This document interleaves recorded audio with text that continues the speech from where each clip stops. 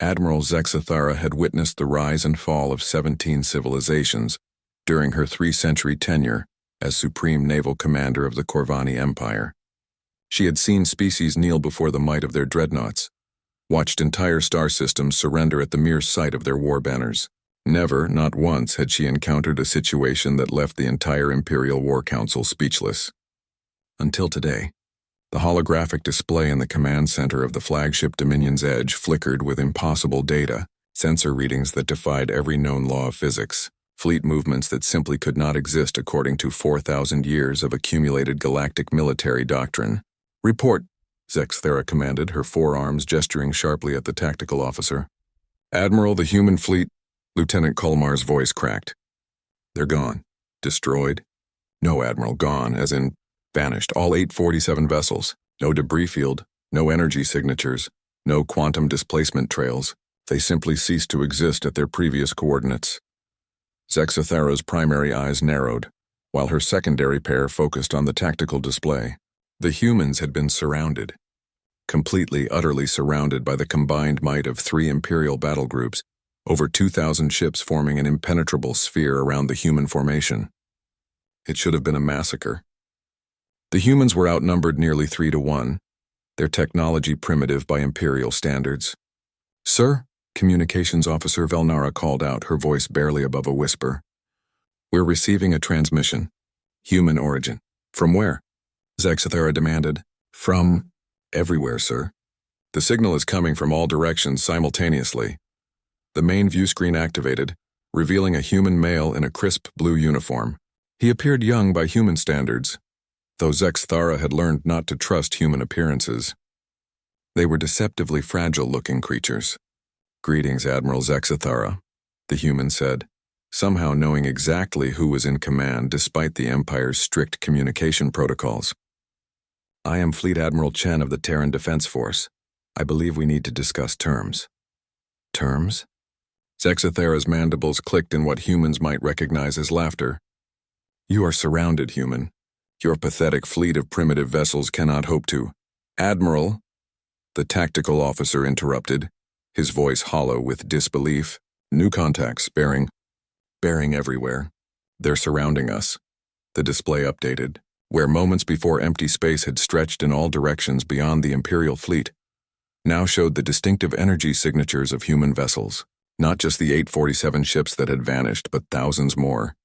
They formed perfect spheres around each Imperial battle group, maintaining precise formations that would have taken hours to achieve through conventional FTL travel.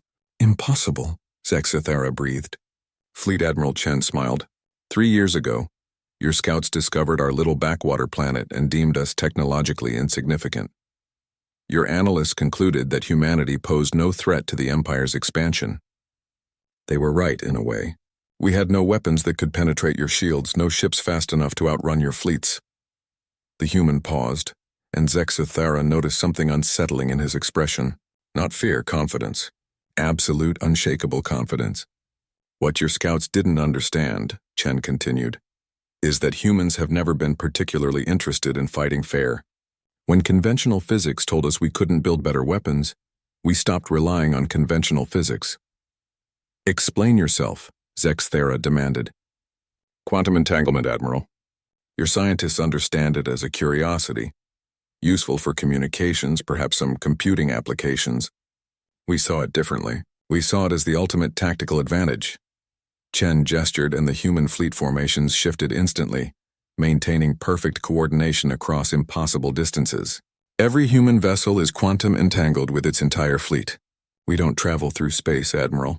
We exist in all possible positions simultaneously until we choose to observe ourselves elsewhere." The implications hit Zexathara like a physical blow. "You can appear anywhere, at any time. The moment we choose to," Chen confirmed. "Your Empire controls 15,000 star systems. We've been watching all of them for the past 18 months, studying your defenses, cataloging your assets. Right now, at this very moment, human fleets exist in quantum superposition around every major Imperial world." The bridge fell silent, except for the soft hum of life support systems. Zexathara's tactical mind raced through the possibilities, each scenario more terrifying than the last. An enemy that could appear anywhere without warning, that could strike simultaneously across thousands of light years. "What do you want?" she asked finally. "Peace," Chen said simply. "We never wanted this conflict, Admiral. Earth is a small world with simple needs. We have no interest in galactic conquest or imperial politics, but we will not be conquered either. And if we refuse," Chen's expression hardened, "then every imperial world wakes up tomorrow to find human fleets in their skies. Not to conquer, we're not the Empire, but to demonstrate that your age of unopposed expansion is over." Zexathera stared at the view screen, her mind grappling with the paradigm shift. For millennia, the Empire had expanded through superior firepower and logistics. Now they faced an enemy for whom distance was meaningless, for whom surprise was absolute. "Your terms?" she asked. "Simple. Formal recognition of human sovereignty over our territory, non-aggression pacts, and perhaps cooperation. The Empire has resources and knowledge. Humanity has capabilities you're only beginning to understand. Together we might achieve more than either of us could alone." Zexathera looked around her bridge at her officers' faces. She saw the same realization in their expressions that was crystallizing in her own mind. The balance of power in the galaxy had just shifted fundamentally.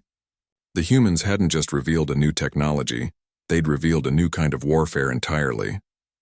"I'll need to consult with the Imperial Council," she said. Chen nodded. "Of course. Take all the time you need, Admiral. We'll be right here." His smile turned slightly predatory. "And everywhere else." The transmission ended, leaving the bridge in stunned silence. Outside the viewports, the human fleet maintained their impossible formations, a stark reminder that the rules of engagement had changed forever. Admiral Zexathera had witnessed the rise and fall of 17 civilizations. Now, for the first time in her long career, she wondered if she was witnessing the rise of the 18th. The Empire, for the first time in its history, was truly silent.